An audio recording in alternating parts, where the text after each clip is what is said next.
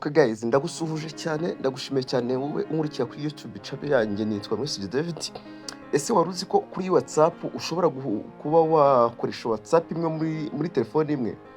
Ibintu nshatse kuvuga WhatsApp ebyiri muri telefone imwe. Apana ibi ngibi byo kuvuga ngo ukoresheje WhatsApp business na WhatsApp Messenger na WhatsApp business. Oya, ndi kuvuga ngo ushobora gukoresha WhatsApp Messenger ebyiri. Nk'urugero mfite nka nimero ebyiri, wenda reka mvuge ngo ni nimero eshatu kugira ngo wumve ko habaho WhatsApp iyindi, wenda iyi ya business reka tuvuge ngo nayishyizemo WhatsApp imwe. Aha ngaha naho hajyamo WhatsApp. Uzi ko hari indi WhatsApp ishobora kuza ku ruhande ya gatatu ukaba wayikoresha. Usibye n'iya gatatu hakaza n'iya kane ukayikoresha, hakaza n'iya gatanu ukayikoresha. Niba ufite amanimero arenze 5, uzi ko ushobora kwifashisha iyi no WhatsApp yitwa WhatsApp Messenger ngiyi nyine, ukaba wakoresha nimero zigeze muri 5 zose uzifunguraho WhatsApp. Ibyo bintu birashoboka cyane, 100% birashoboka cyane. Tugiye kubikorana, nkwereka uburyo wafata WhatsApp yawe. Nk'urugero ukoresha WhatsApp imwe kuri nimero zigeze muri 2. Reka dufungure no WhatsApp witwa WhatsApp Messenger. Nugukoresha no WhatsApp yitwa WhatsApp Messenger, apana WhatsApp business. Urayifungura bisanzwe, numara kuyifungura urayituza kuri tudukone dutatu uratuzaho. Numara kutuzaho uraza, numara kuza ahangaha ujya ahantu bita setting. Tugiye gukoresha WhatsApp yindi, wenda nk'urugero ahangaha ndaje nkwereke nimero irimo, nkwereke n'indi none nshaka kugira ngo nyikoreshe kuri WhatsApp. Nagiye kuri WhatsApp business kandi muraje mubibone. Leta nkanda ahangaha kuri setting. Nimara kuza hano kuri setting ndareba, leta nkanda hano handitse ngo wenda ahangaha kuri nuza kuri no nimero ndayikanda gutya. Nimara kwikonda urabona ko mfiteho ino nimero ya MTN. Ino nimero ya MTN niyo nkoresha hano kuri WhatsApp ahangaha. Kandi ndashaka kugira ngo nkoreshe indi nimero kuri WhatsApp itandukanye n'indi. Uzahituza ukande ahangaha kuri akarongo kinuza kameze nko guteranya ahangaha. Numara kuhakanduza hataza akantu kitwa ngo add account. Sinzi nimba murabibona ahangaha, hano hasi hazataza akantu kitwa ngo add account. Uzahita ukanda hano handitse ngo add account. Numara gukanda ngo ahakora aka karongo uzahituza bakubwire ngo shyiramo add account. Uzahituza bisanzwe nk'uko nundi urabizi kwestra WhatsApp, wemera amategeko n'amabwiriza ya WhatsApp, agree and continue, ndemera. Ugahita ukora arrow, wamara gukora arrow ugashaka ya nimero ushaka gukoresha WhatsApp. Nimero wenda ushaka gukoresha WhatsApp reka mvuge ngo niyihera 079 wenda 50 yego, reka mvuge ngo wenda ndakoresha ihera 079 50.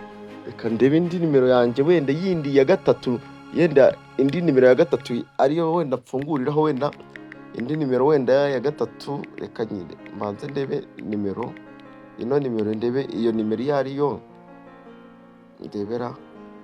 Yego nayibonye, ni 079 60 90 5 2 5. Ino nimero nayo ngiye kuyikoresha kuri WhatsApp, muraje mubibone. Leta impamvu nshatse nimero nkayifungura no kugira ngo mwebwe nimujya kuyikora bitazabananira.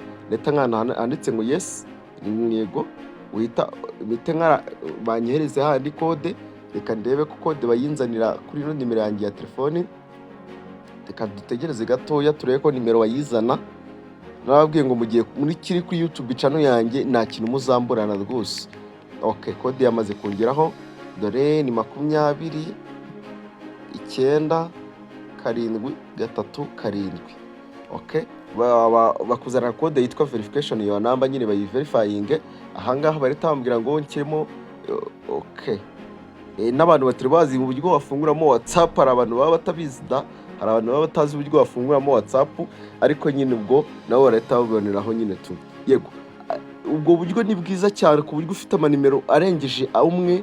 Abantu uhagwe n'umuntu usanga mu rugo ari nk'abantu ngabangaye bafite telefone imwe, buri wese yakoresha WhatsApp ye uko bishatse. Kavuga ngo ni Message TV show, wenda mitinganda continue.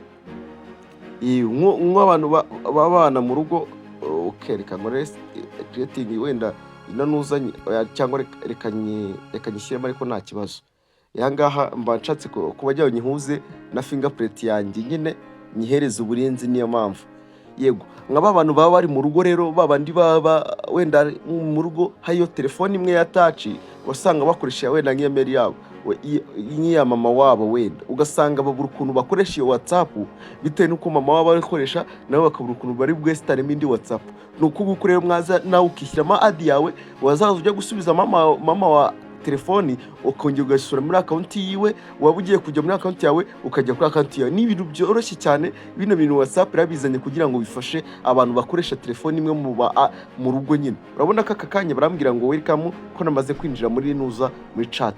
Aka kanya nshobora kuhita naza wenda nkaba naza wenda nkandikira wenda, reka nshake nimero wenda yanjye bwite, wenda yindi yanjye nyine nandikamo wenda 0780841323. dore ngiyi nimara kuyijyaho ndahita mwandikira. nimara kumwandikira urabona ko mwandikiye, okay, hayi ndahita njya kuri WhatsApp yanjye. urabona ko mvuye kuri WhatsApp, reka njye kuri business call yo nyokoresha, ndahita mbona ko nimero yanyandikiye bisanzwe, nyisubize. nimara kuyisubiza, okay, ndahita nsubira kuri no WhatsApp. urabona ko nayishubije, ni ibintu bimeze neza cyane. Aka kanya urabona ko ndi muri no WhatsApp, murimo murabibona.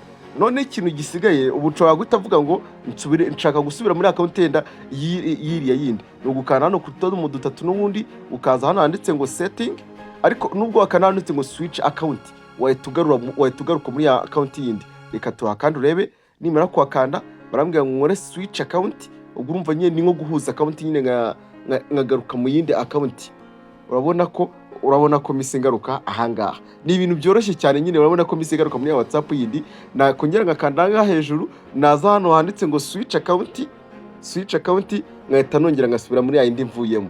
Okay, reka turebe noneho dusubire kuri setting, mwereke ko naba abantu mufite telefone imwe muri abantu mu rugo nka batanu, wenda ko mwakoresha WhatsApp imwe kandi telefone yanyu yirukanka. Ndabona ko WhatsApp yatanze uburenganzira bwo gukoresha nimero ebyiri zonyine. Ni ebyiri zonyine, urabona ko ari nimero zonyine. Yagize ngo wenda hari n'uwa gatatu byakunda, ariko ni babiri bonyine. Urabona ko izi nimero zose nazikoresha kuri WhatsApp ari imwe yonyine, nyine kuri WhatsApp imwe.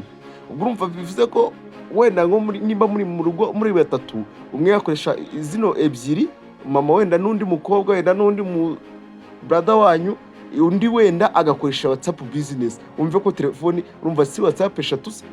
Yego, reka nizeye ko kano kantu rero kabafashije cyane. Muraza kubimbwira muri comment. Imana ibamere umugisha, ntago nashaka ko video itinda, niyo mpamvu rero tubikoze twirukanga. Murakoze cyane, reka tuzasubire muri video y'ubutaha. Ciao. Niba ukeneye kumvugisha cyangwa kumamagara, wamamaga kuri 0800 08 413 23.